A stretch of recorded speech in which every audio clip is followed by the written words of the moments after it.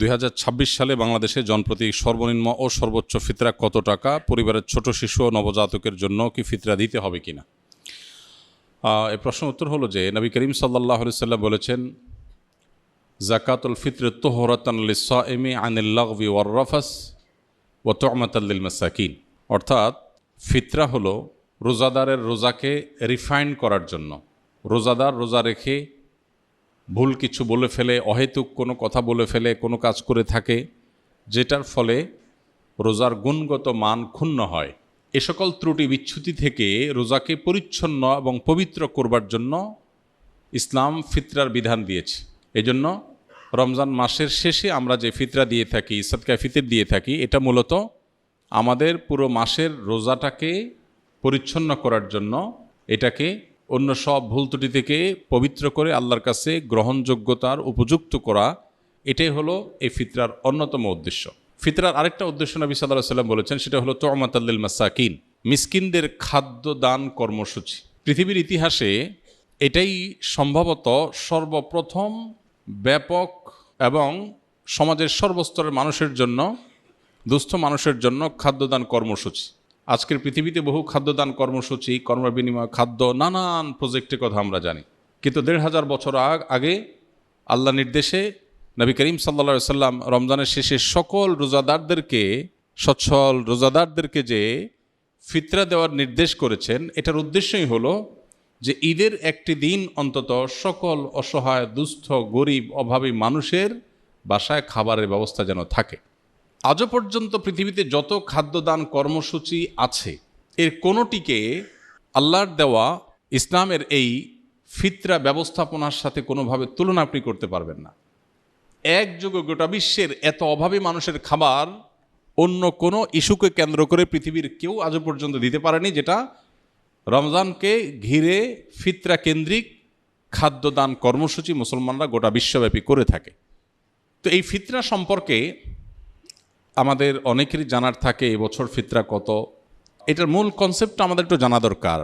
ফিতরা কি প্রতি বছর চেঞ্জ হওয়ার জিনিস কিনা? আমরা প্রতি বছর তো ফিতরার দাম, মূল্য নির্ধারণ হয়ে থাকে। তো এটার উত্তর হলো যে ফিতরা যেহেতু খাদ্যদান কর্মসূচি, খাদ্যের পরিমাণ, পরিমাপ এটা শরিয়া ঠিক করে দিয়েছে। খাদ্যের মূল্য দিয়ে যদি ফিতরা আদায় করা হয়, তাহলে সেক্ষেত্রে খাদ্যের মূল্য তো উঠানামা করে, সেই হিসেবে ফিতরা কত হয় এক এক বছর এক একটা হতে পারে।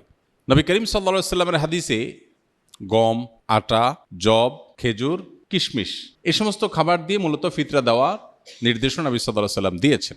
এখন এই খাবার কি পরিমাণ দিতে হবে? এখানে আগের যুগে যে খাবার মাপার যে বিভিন্ন পাত্র ছিল, ধামা জাতীয় বিভিন্ন সাইজের, সেই পাত্রের পরিমাপের মধ্যেও একই পাত্র এক এক এলাকায় এক এক রকম ছিল। এরপর ভিত্তি করে সামান্য এদিক সেদিক একটু কম বেশি এর পরিমাপ এর ব্যাপারে ওলামাদের মত পার্থক্য আছে। তো আমরা যেহেতু ইস্যুতে সাধারণত যেটা সবাই করি, সতর্কতামূলকভাবে একটু বাড়িয়ে আমরা দিয়ে দিই। তো এই হলো ফিতরা ব্যবস্থাপনার মূল চিত্র। পরে এক সময় ফুকাহে কেরাম অনেকে গবেষণা করলেন যে নবী করিম সাল্লাল্লাহু আলাইহি সাল্লামের সময়কার পৃথিবীতে সাধারণত পণ্যের বিনিময়ে পণ্যের কেনাবেচা হতো, মুদ্রার বিনিময়ে পণ্যের কেনাবেচা খুবই কম হতো। এখন যেমন পণ্যের বিনিময়ে পণ্য, মানে কেউ চাল দিল, চাল দিয়ে সবজি নিল, এটা যেরকম খুব রেয়ার কেস, সে যুগে মুদ্রা দিয়ে কেনাবেচাটা খুব কম হতো। বিশেষ করে স্থানীয় বাজারগুলোতে মানুষ মুদ্রা দিয়ে পণ্য কেনাবেচা যেমন করতো, আবার পণ্য দিয়ে পণ্য কেনাবেচা হতো। অর্থাৎ মুদ্রার ইম্পর্টেন্সি বা এটার ব্যবহার এখন যেরকম গোটা পৃথিবীতে ব্যাপকভাবে এটার উপরে গোটা পৃথিবী দাঁড়িয়ে আছে অনেকটা, তখন সেটা এভাবে ছিল না। এখন গরিবের জন্য খাদ্য দেওয়ার চাইতে নগদ টাকা দিলে তার সুবিধা অনুযায়ী খাদ্য কিনে নেবে, সেটা অধিকতর উত্তম কিনা, এটা হলো প্রশ্নের ব্যাপার।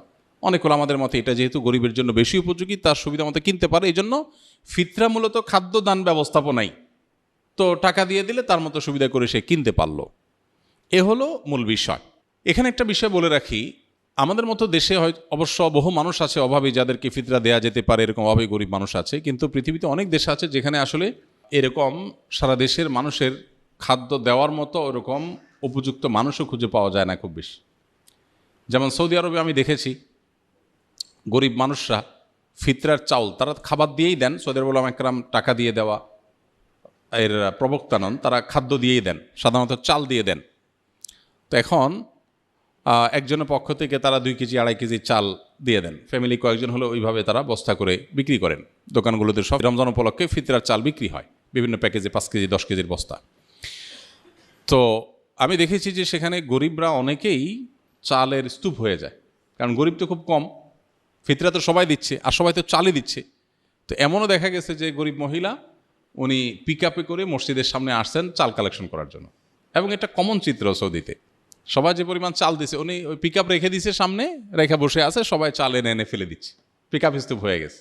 পরে এই চালটা কি হয়, বাংলাদেশি ইন্ডিয়ান যারা সেখানে শ্রমিক বা প্রবাসী আছেন, অনেক সময় দেখা যায় যে চাল দাতা কিনেছেন 30 রিয়াল দিয়া, ওইটাই মহিলা বিক্রি করতেছে 15 রিয়ালে, প্রবাসী বাংলাদেশি বা অন্য যারা আছে তারা সেটা কমে কিনে নেয়। তো এইটাতে দিন শেষে আসলে ওই যে গরিব যে তার ক্ষতি হলো, অর্থাৎ লসটা মূলত তার হলো। এটা একটা বাস্তবতা। এর প্রেক্ষিতে ওলামায়ে আহনাফ, অনেক ওলামায়ে ইকরাম বলেন যে ফিতরা যদি টাকা দিয়ে, পয়সা দিয়ে দিলে গরিবের আরও বেশি উপকার হয়, তাহলে সেক্ষেত্রে এটা দিয়েও দেওয়া যাবে, কিন্তু মূল লাইনটা হবে ওই খাদ্যকে কেন্দ্র করে। কথাটা বোঝা গেছে?